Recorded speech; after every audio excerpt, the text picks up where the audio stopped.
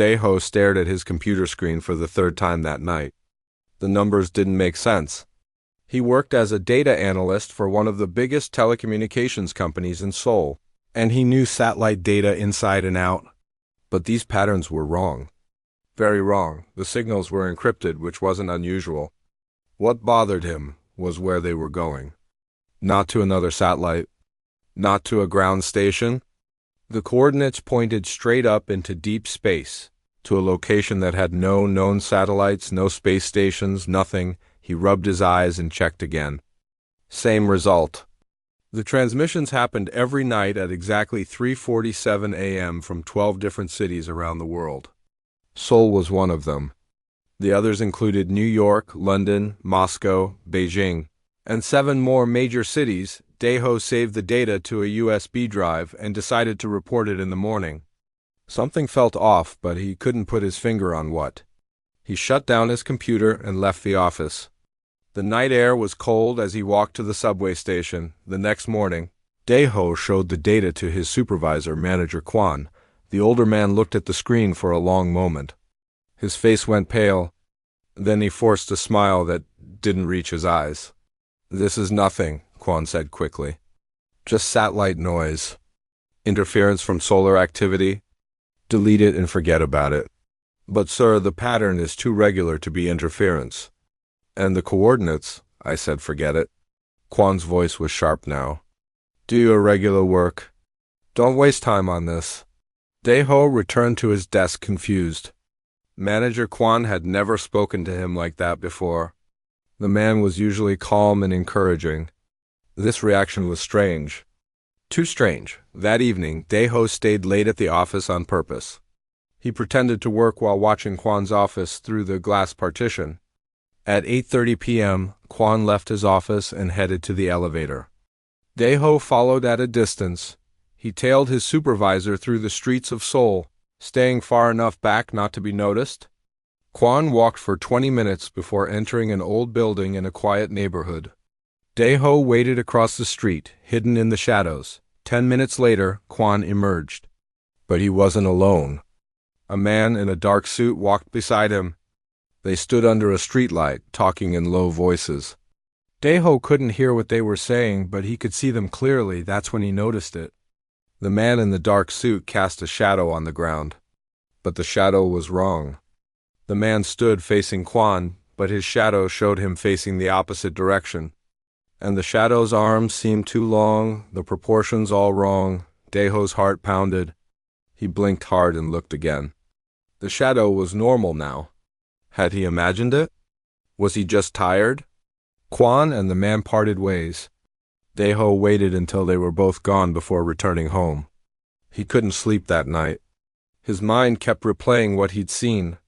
A shadow that didn't match its owner. The next day, Daeho did something he swore he'd never do. He called his ex-girlfriend Haejin. They had broken up 6 months ago because of her obsession with conspiracy theories and dangerous investigations. She worked as a journalist, always chasing stories that put her in danger. But right now, she was the only person he could trust. "Daeho?" Her voice was surprised when she answered. "Is everything okay? I need to talk to you. In person. It's important." They met at a small coffee shop in Hongdae. Haejin looked the same as he remembered, sharp eyes, hair pulled back in a practical ponytail, a notebook always within reach. "What's going on?" she asked. Daeho told her everything. The satellite signals.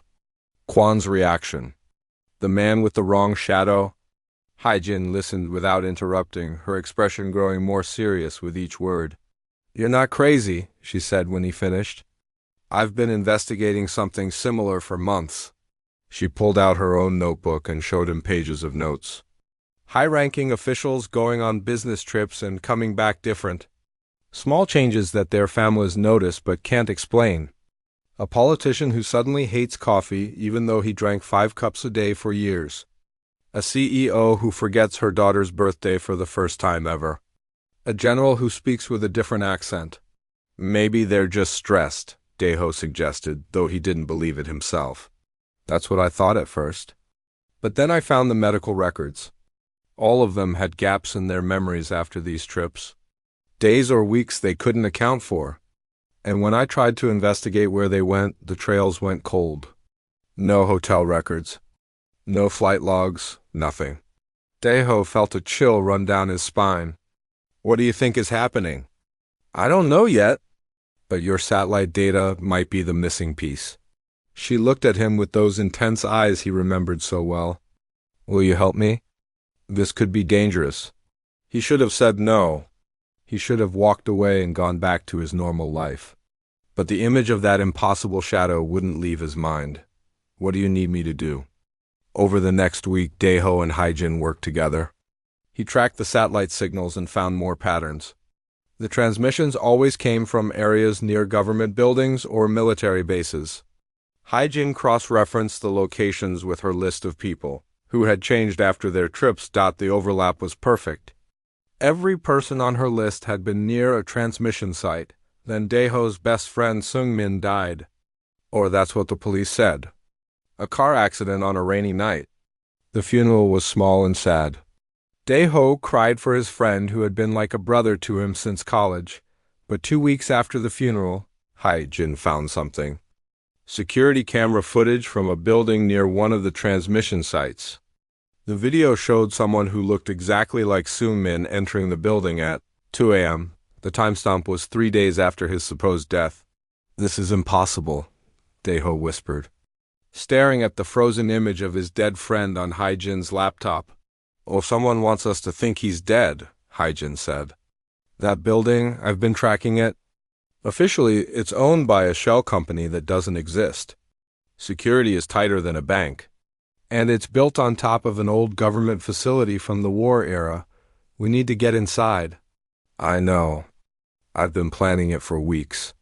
They broke in on a moonless night using fake security badges Haijin had obtained through her journalist contacts. The building looked abandoned from the outside, but inside it was a different story. Lights hummed. Computers ran.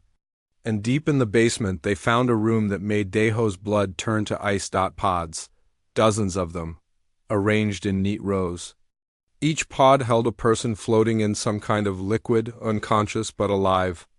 Tubes connected them to machines that beeped and WHIR read, and there, in the third row, was Seungmin. His eyes were closed. His chest rose and fell slowly. Very much alive. What is this place? Daeho breathed. Alarm suddenly blared. Red lights flashed. The door they had entered through slammed shut, and another door opened.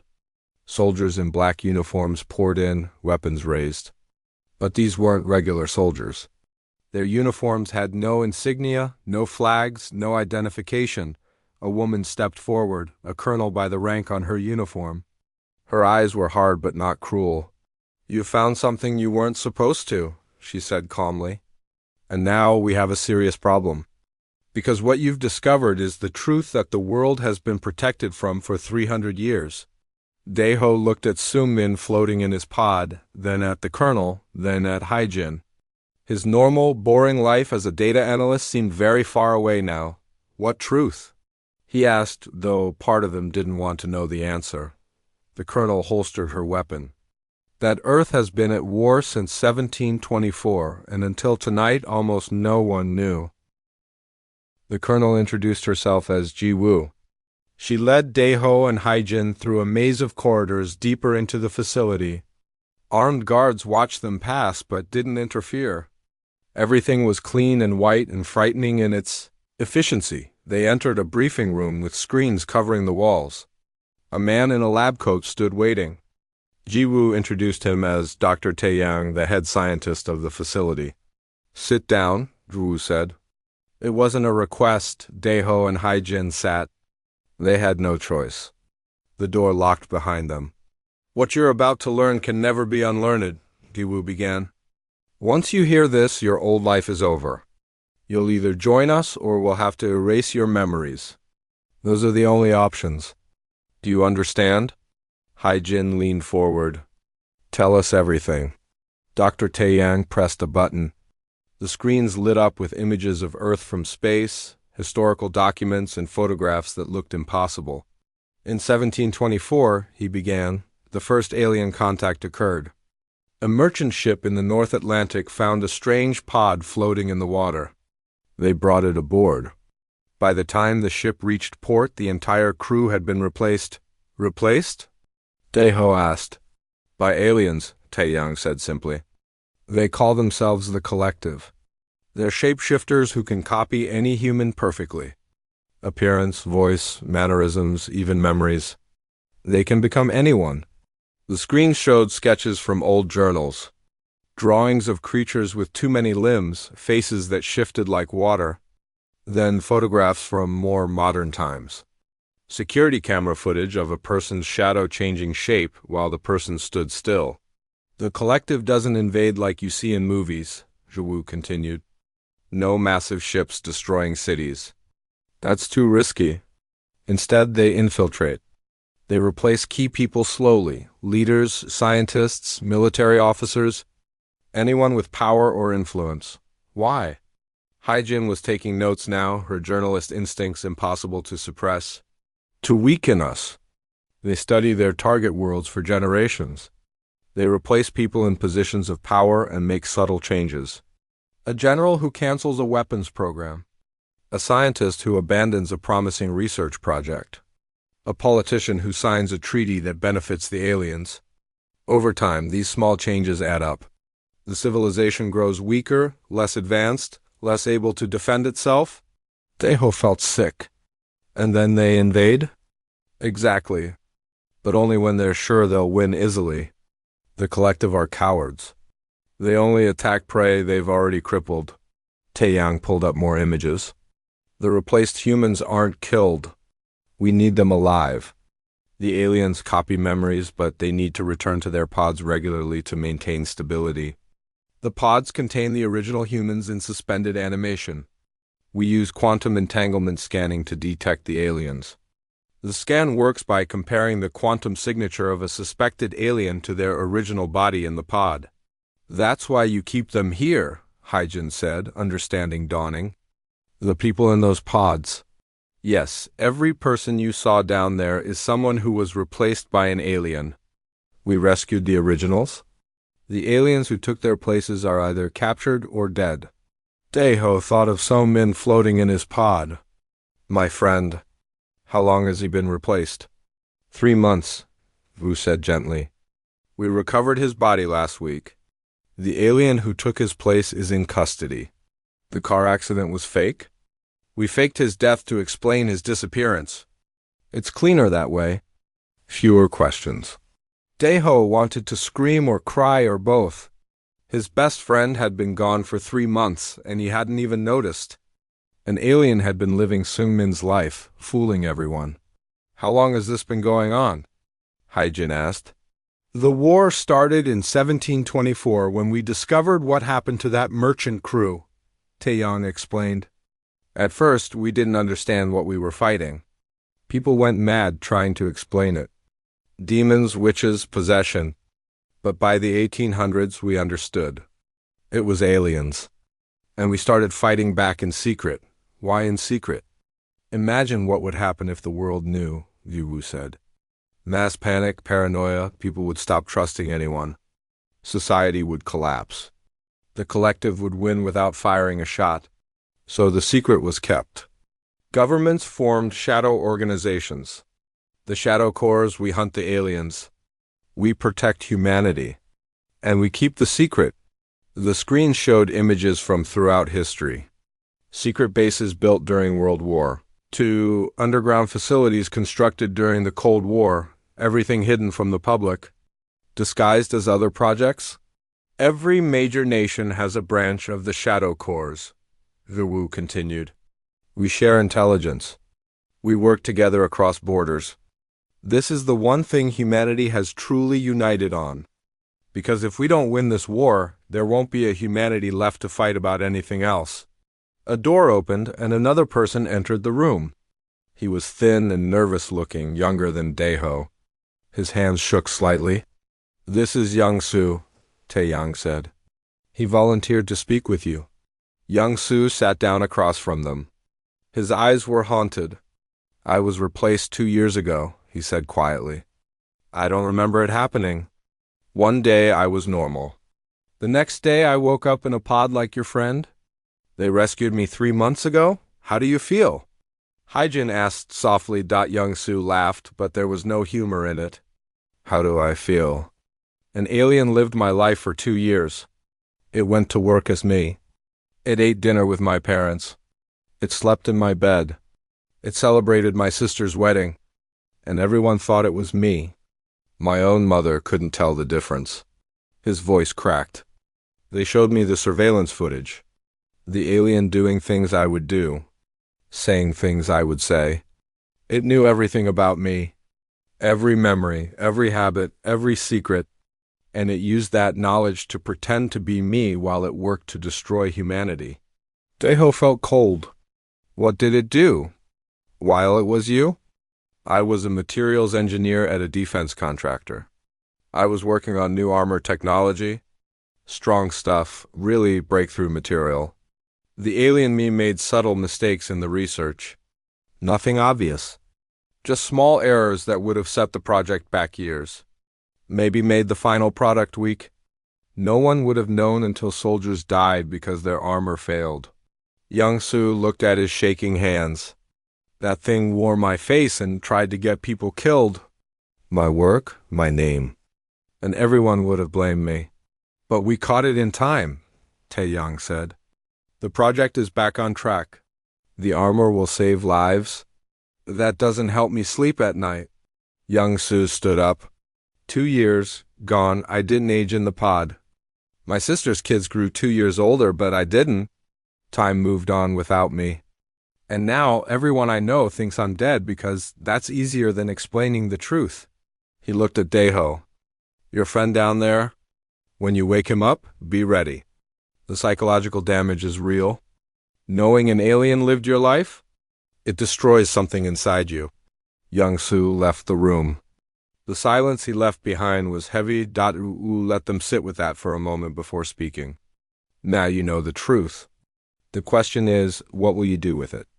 You said we have 2 choices, Hyjin said. Join you or forget. Yes, if you choose to forget, Dr. Taeyang will use a neural treatment that erases the last 2 weeks from your memory. You'll wake up thinking you've been sick. Your lives will go back to normal. And if we join? You'll be trained as Shadow Corps operatives. You'll fight in a war the world doesn't know exists. You'll lie to everyone you love. You'll risk your life regularly. And you can never, ever tell anyone the truth. Daeho looked at Hyjin. She looked back. He could see the answer in her eyes before she spoke. We join, she said. We join, Daeho agreed. Because how could he go back to analyzing satellite data when he knew the truth? When Seungmin was floating in a pod 3 floors down? When the entire world was at stake? Jiwoo nodded as if she had expected this. Good, your training starts tomorrow? Get some rest tonight. You'll need it. Over the next 3 months, Daeho and Hyjin learned to fight, shoot, track, and spy. They learned the signs of alien infiltration. They studied the collective's technology and weaknesses. They met other Shadow Corps members from around the world, soldiers who had fought this secret war for years. The training was brutal. Daeho's soft data analyst body became hard with muscle. Hyjin's investigative skills were honed into something deadlier. They learned to trust each other with their lives, and they learned the scope of the war. Over 10,000 humans were currently replaced worldwide. The collective had infiltrators in almost every government, every military, every major corporation. They were everywhere and nowhere, but humanity was winning. Slowly, carefully, they were hunting down the aliens. Rescue operations freed the captured humans. Alien bases were discovered and destroyed. Technology was captured and reverse-engineered. Why are we winning? Daeho asked Jiwoo during one training session. She smiled grimly. Because the collective underestimated us. They thought we'd be easy prey, primitive, weak, but humans are stubborn. We don't give up. We adapt, we learn. And we've been fighting them in secret for 300 years. We've gotten very good at it. On the day their training ended, Taeyang called them to his lab. He had news. We've detected something, he said, his face grave. A large quantum signature in deep space. Moving toward Earth. What is it? Hyjin asked. The invasion fleet. The collective's main armada is coming. We estimate arrival in 18 months. The room went silent. 18 months until everything changed. Until the secret war became a real one. 6 months after their training ended, Daeho stood in a military transport plane flying toward Antarctica. Beside him, Hyjin checked her gear for the third time. Around them sat 6 other soldiers, all members of Captain Bongsu's Special Operations Team. Bongsu was a quiet man with scars on his hands and a reputation for impossible missions. He had been fighting the collective for 15 years. His team respected him absolutely. 5 minutes, Bongsu called out over the engine noise. Remember the mission. We get in, find the communication hub, plant the charges, and get out.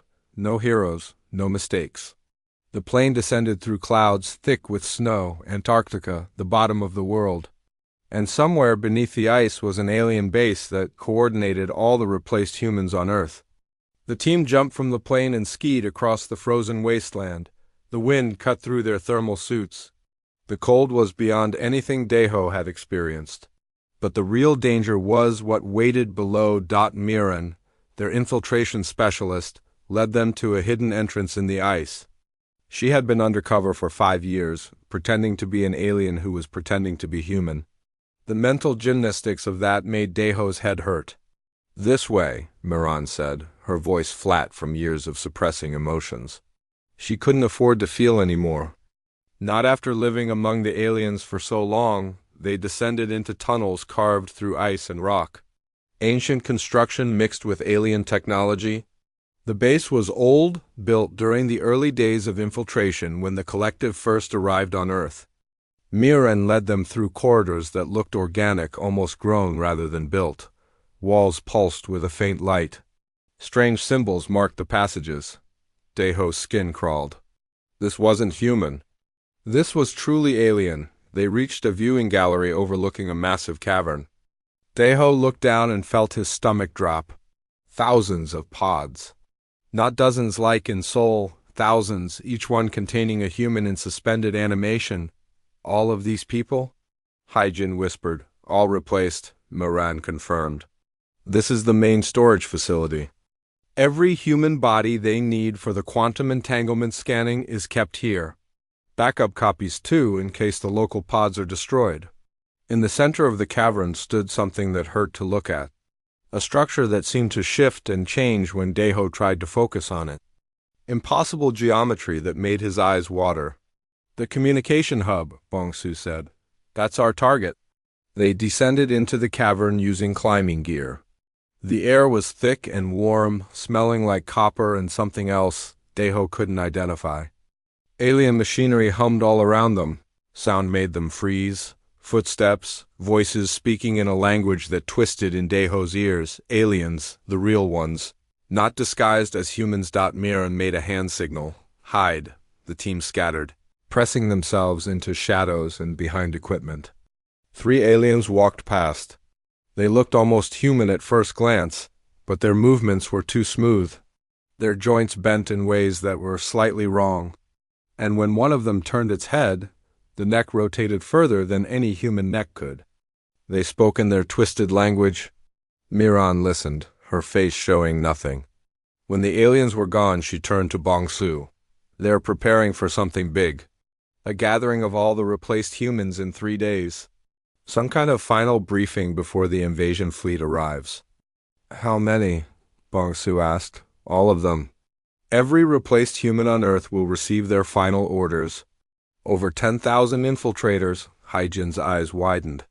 If we could capture that communication, we'd know every infiltrator's identity, Daeho finished.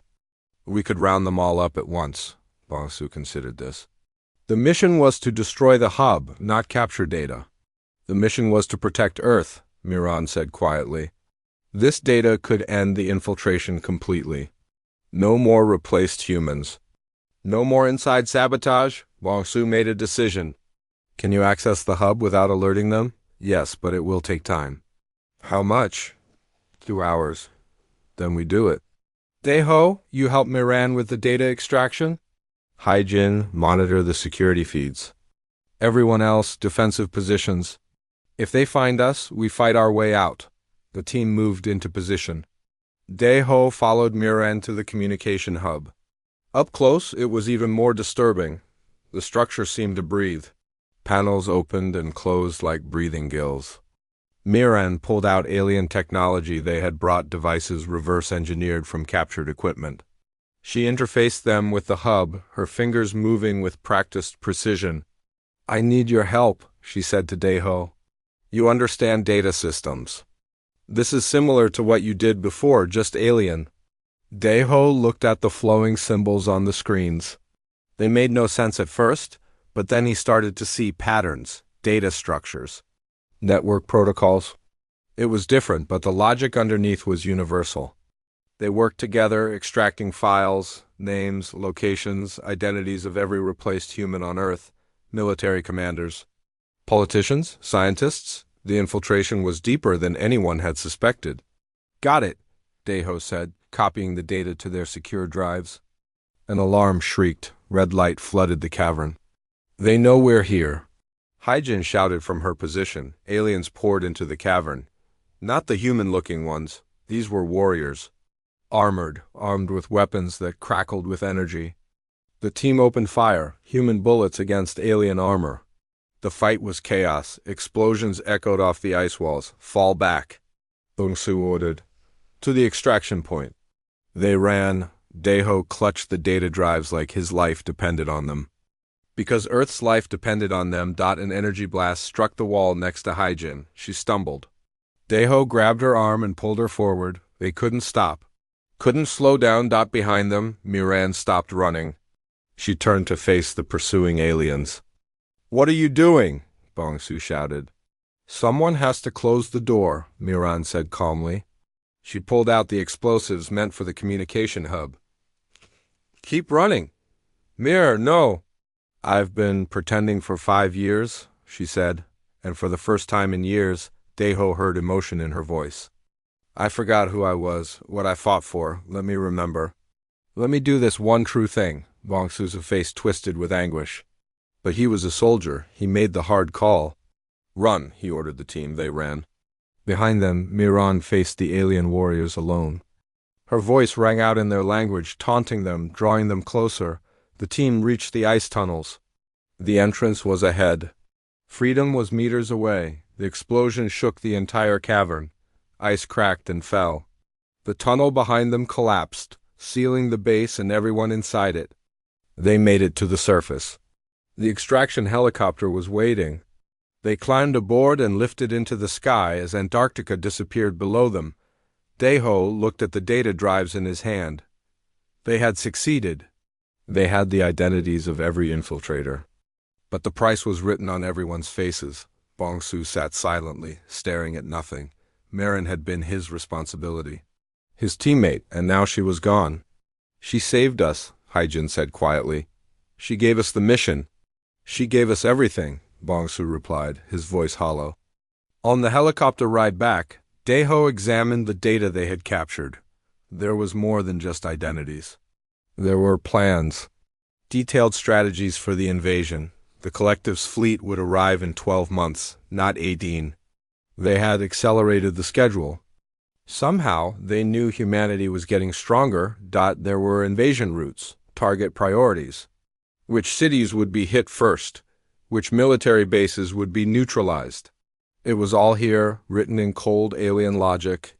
And there was something else. A file that made Daeho's blood run cold.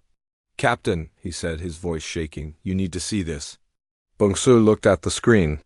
His expression went from grief to shock. The file contained a list of human military facilities. But these weren't normal bases. These were Shadow Corps' locations. Secret facilities that the collective shouldn't know about. "They know where we are," Bongsu said. "They've known all along." "There must be an infiltrator high up in our organization," Hyjin said. "Someone with access to our most sensitive locations." "Which means we can't trust anyone," Daeho added. "Not until we figure out who the mole is." Bongsu took the data drive. This goes straight to General HFY, no one else. The infiltration is deeper than we thought. The helicopter flew through the night sky. Below, the world went about its business, unaware of what was coming. Unaware of the war being fought in the shadows, Deho thought about Meiren. She had lived among aliens for 5 years, losing herself piece by piece.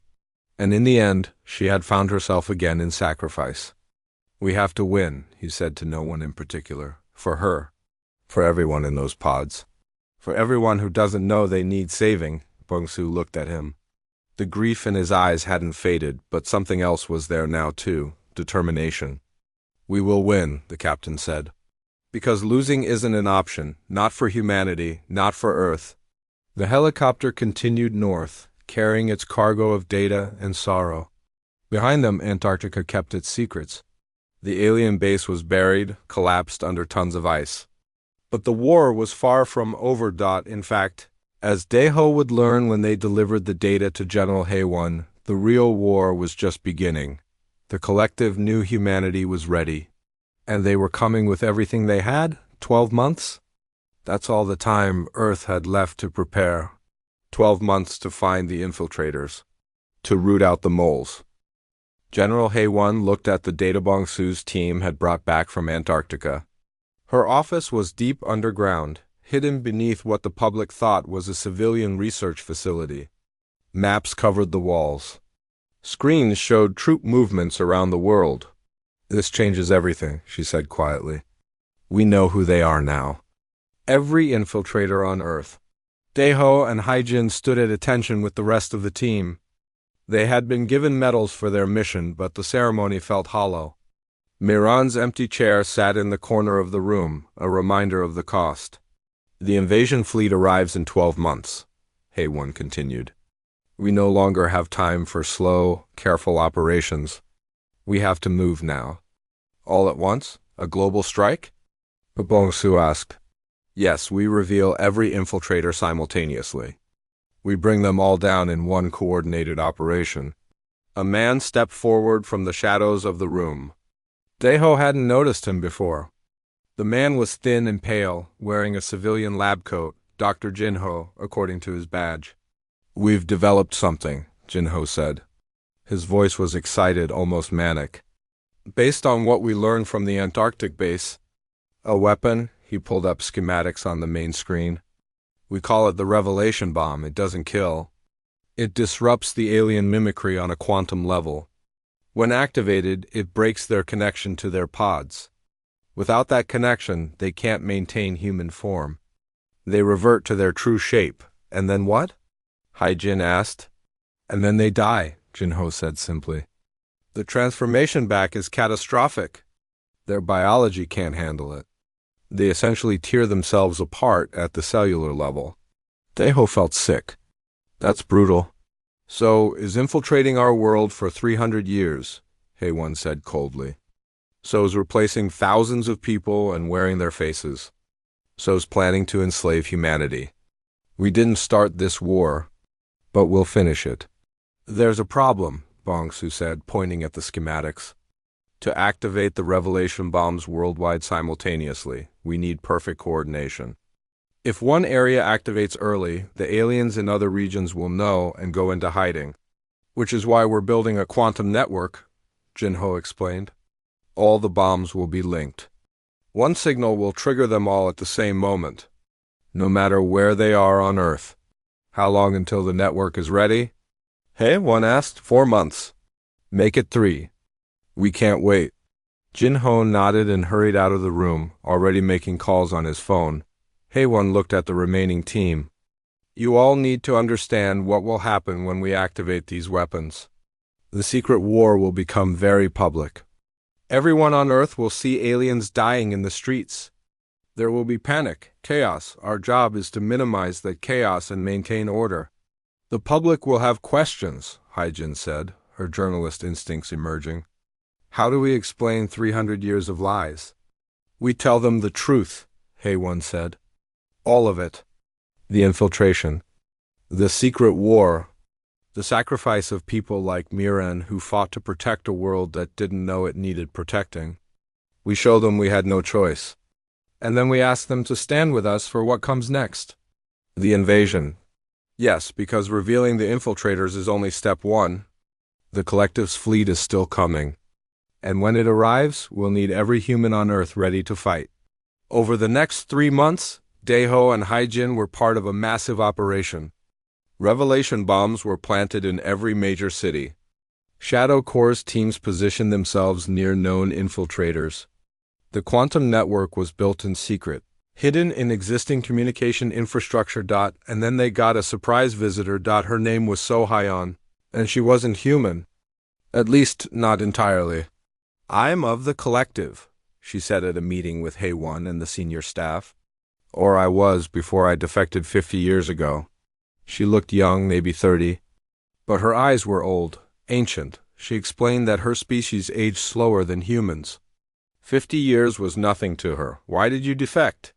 "Hey," one asked, her hand near her weapon. "Because the collective is wrong," Sohyeon said simply. "We were explorers once, scientists, artists, then we met other species. Weaker species. And something changed in us. We became predators, conquerors. I watched us destroy world after world, and I couldn't accept it anymore." "So you came to Earth?" "I've been helping your Shadow Corps for decades. Providing intelligence, technology. I'm the reason you have quantum scanning. The reason you can detect us at all." Daeho studied her. She looked completely human. Perfect mimicry. But knowing what she truly was made his skin crawl. "Why are you revealing yourself now?" Bongsu asked. "Because I can help with the revelation bombs. I know how our biology works. I can make them more effective. And I can tell you something about the collective that you need to know." "What?" "We're not united. There's a civil war happening among my people. Some of us, like me, oppose the invasion policy. We want to make peace with humanity. But we're the minority. The majority wants to continue the invasion." "So there are good aliens?" Haijin asked skeptically. "There are aliens who think invasion is wrong," Sohyeon corrected. "I wouldn't call us good. We've done terrible things. But we want to stop doing terrible things. And we're willing to help you fight." Haewon considered this. "How many of you?" "On the invasion fleet? Maybe 20%. We can't stop the fleet from arriving. But when the battle starts, we can turn on them. Sabotage, confusion. It might give you the edge you need." "Or it might be a trick," Bongsu said. Sohyeon nodded. "It might be. You have to decide if you trust me. But consider this, I've been here for 50 years. If I wanted to sabotage you, I've had plenty of opportunities. Instead, I've helped you become strong enough to fight back." Haewon made a decision. "Help Jinho improve the revelation bombs, but you'll be monitored constantly. One wrong move and you're dead." "Fair enough," Sohyeon agreed. The day of the global strike arrived 6 months after the Antarctic mission. The revelation bombs were in place. The quantum network was active. Shadow Corps teams around the world waited for the signal. Daeho and Haijin were in Seoul, positioned near the telecommunications building where this had all started. Manager Kwon was on their target list. So were 3 government officials, 2 military officers, and 7 corporate executives in the city. "All teams report ready." Haewon's voice came through their earpieces. "Stand by for activation." Daeho's heart pounded. This was it. The moment everything changed. "Activate Revelation Network in 3.2. now." Around the world, bombs that weren't really bombs activated. Quantum pulses spread through cities. Invisible to humans but devastating to the collective. In the Seoul telecommunications building, Manager Kwon screamed. His body twisted. His skin rippled like water. His human disguise peeled away, revealing something beneath. Something with too many limbs and eyes that glowed with alien light. The transformation lasted 5 seconds. Then Kwon, the thing that had been Kwon, collapsed, dead, its body already dissolving into gray. Ash. Similar scenes played out across the planet. In New York, a senator died in the middle of a speech. In Beijing, a general collapsed during a military parade. In London, a scientist dissolved in her laboratory. Every infiltrator on Earth, exposed and dead in the same moment. The world watched in horror. Every news camera, every phone, every screen showed the impossible. Aliens dying in the streets. Creatures that had been hiding among humanity for generations. Daeho and Hyjin moved through the chaos, helping confuse civilians, maintaining order. But they couldn't help everyone. A crowd gathered around Kwan's remains, screaming, crying, panicking. "What's happening?" Someone shouted, "Are we being invaded?" "How long have they been here?" Hey, one's voice came through again, but this time on every screen in the world. Every television. Every computer. Every phone. "People of Earth," she said, her face stern but calm. "What you just witnessed is real. We have been infiltrated by an alien species called the Collective. For 300 years, they have been replacing humans and sabotaging our civilization. Today, we fought back. Every infiltrator on Earth is now dead." The world listened in stunned silence. "You have been lied to," Haewon continued. "Your governments, including mine, have hidden this truth to prevent panic. But the time for secrets is over. In 6 months, the Collective's invasion fleet will arrive. They're coming to finish what they started. And we need every person on Earth ready to fight." She paused, letting that sink in. "We have been preparing for this moment for 3 centuries. We have weapons, ships, technology. We have been fighting in the shadows while you lived in the light. People like Miran gave their lives to protect you. Now it's time for all of us to stand together." The broadcast ended. The world erupted in chaos, but in that chaos, something else emerged: unity. Because for the first time in human history, every person on Earth faced the same enemy. Every nation had the same goal: survival. The battle in Seoul lasted 3 hours. One infiltrator had survived the initial pulse and transformed into its true form. A warrior-class alien, massive and deadly. Bongsu's team engaged it in the streets. The creature was fast, strong, and terrifyingly smart. It killed 2 soldiers before they brought it down. Young Su, who had been living in hiding since his rescue, appeared during the fight. He had a rifle he barely knew how to use.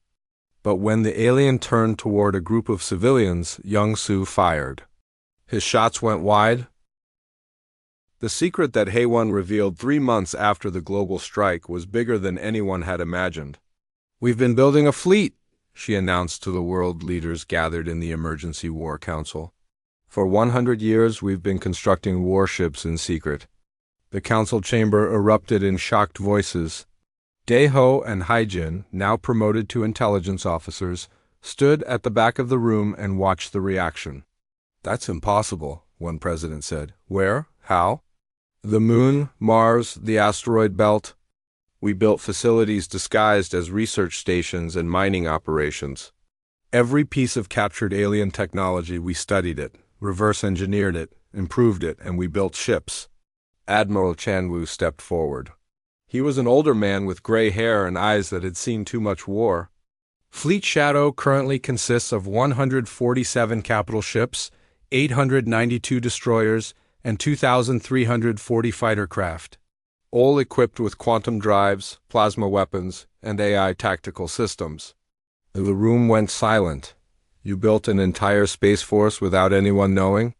Another leader asked. "The Shadow Corps wasn't just about defense," Chanwoo explained. "We were buying time. Time for humanity to build the weapons we needed to fight back. Every infiltrator we caught, every alien base we destroyed, every year we kept the secret. It all gave us more time to prepare." "Hey," one pulled up a tactical display. It showed the solar system with thousands of dots representing human ships, hidden bases, and defensive platforms. "The Collective thinks they're invading a weak, primitive world," she said. "They're wrong. We're going to hit them hard before they even reach Earth." Daeho felt a surge of pride. For 300 years, humanity had been the hunted. Now they were the hunters. The next 3 months were a blur of activity. The Shadow Fleet revealed itself to the world. Massive ships lifted from hidden bases on the moon. Factories on Mars ran at full capacity, building more fighters. Volunteers from every nation signed up to join the fight. Daeho, and Haijin were assigned to the command ship Guardian as intelligence officers. Their job was to analyze enemy movements and provide tactical recommendations. Among the volunteers was Jae-hee, a former coffee shop owner from Busan. She had no military training, but she learned fast. Her quick reflexes and fearless attitude made her a natural pilot. "Why did you volunteer?" Haijin asked her during training. "My brother was one of the replaced humans," Jae-hee said. "They rescued him last year. When I saw him in that pod, sleeping while an alien lived his life, something broke in me. I couldn't just sit back and do nothing." Young-soo also joined the fleet. The trauma of his replacement still haunted him, but he channeled it into determination. He worked in engineering, maintaining the ships that would defend Earth. "I fix things now," he told Daeho. "I couldn't fix what happened to me. But I can fix these ships, keep them running, keep people alive." Sohayan proved her worth in the final preparations. She worked with Jinho to upgrade the fleet's weapons. Her knowledge of collective technology was invaluable. "I am doing this for my people too," she told Haewon. "The ones who want peace. If Earth falls, they'll never have a chance to change the collective. But if Earth wins, it proves that invasion doesn't always succeed. It gives the peace faction hope." The invasion fleet arrived exactly on schedule. Sensors picked them up at the edge of the solar system. 2,000 ships, massive and powerful, advancing toward Earth. "All hands to battle stations," Chan-woo ordered. "This is what we've prepared for. This is what 300 years of sacrifice has led to. Today we show the collective that humanity doesn't break." The Shadow Fleet deployed from hidden positions. Ships emerged from behind the moon, from Mars' orbit, from the asteroid belt. A massive armada the collective hadn't expected.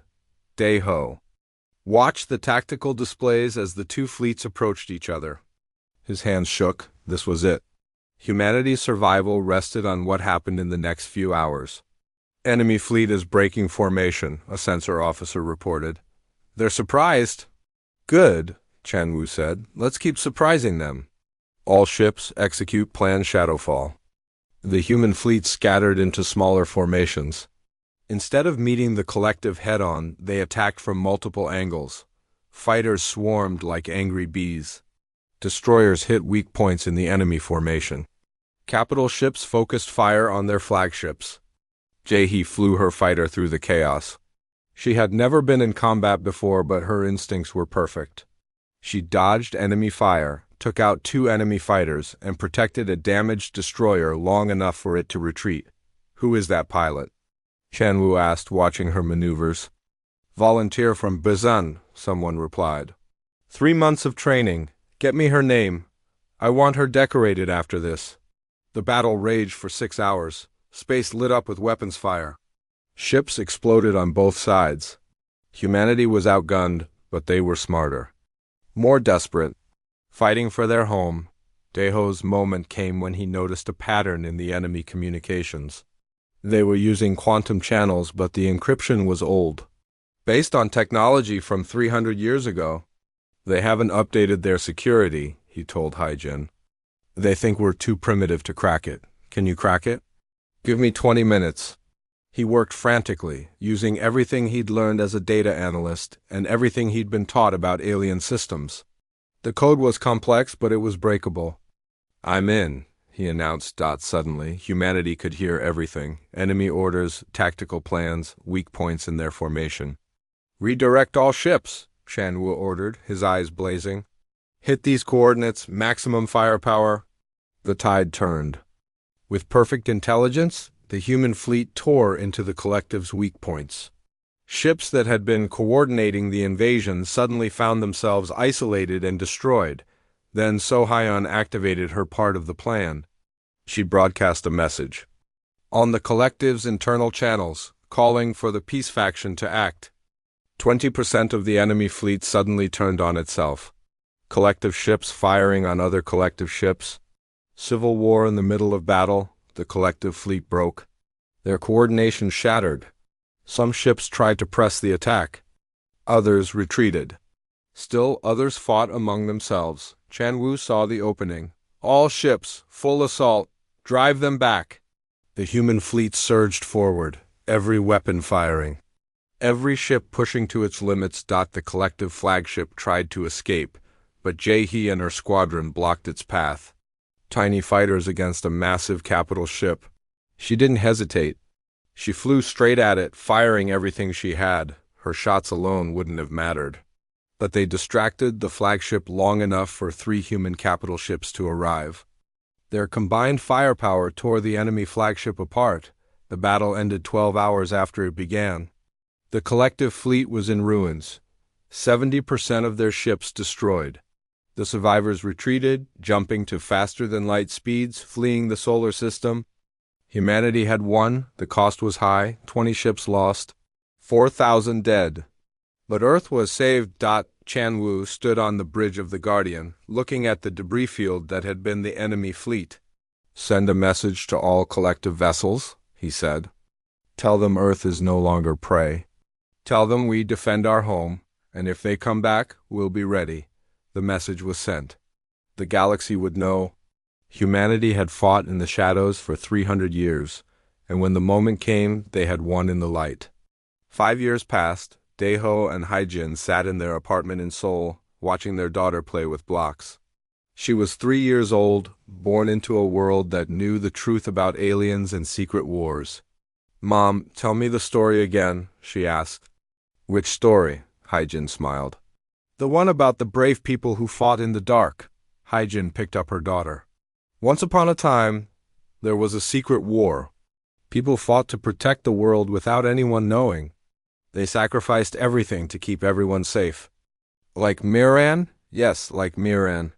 She gave her life so others could live." The little girl thought about this. Was she a hero? The greatest kind. The kind nobody knew about until it was too late to thank her. Statues of Miran stood in cities around the world now. Bong-soo had led the campaign to honor the fallen Shadow Corps soldiers. Their secret war was now public history, taught in every school. Young-soo had recovered as much as he could. He ran a support group for other people who had been replaced. The trauma never fully went away, but they helped each other carry it. He became the face of the volunteer pilots. Her fearlessness inspired a generation. She still flew, now as an instructor, teaching others the skills that had saved Earth. Sohyun remained on Earth as an ambassador. The peace faction of the collective had gained strength after the failed invasion. They were negotiating with humanity now, trying to build a different future. Bong-soo had retired from active duty. He spent his time writing the histories of the Shadow Corps, making sure every soldier's sacrifice was remembered. He visited Miran's memorial every week. Haewon remained as the leader of Earth's defense forces. The Shadow Corps was no longer secret, but it still existed. Because the galaxy was large and Earth needed to stay vigilant, Daeho worked for the Earth Defense Coalition now. His data analysis skills were still valuable, now used to monitor space for threats. Haejin wrote articles about the war, making sure the truth was told accurately. Their daughter looked up at her parents. "Will there be more wars?" Daeho thought about the question.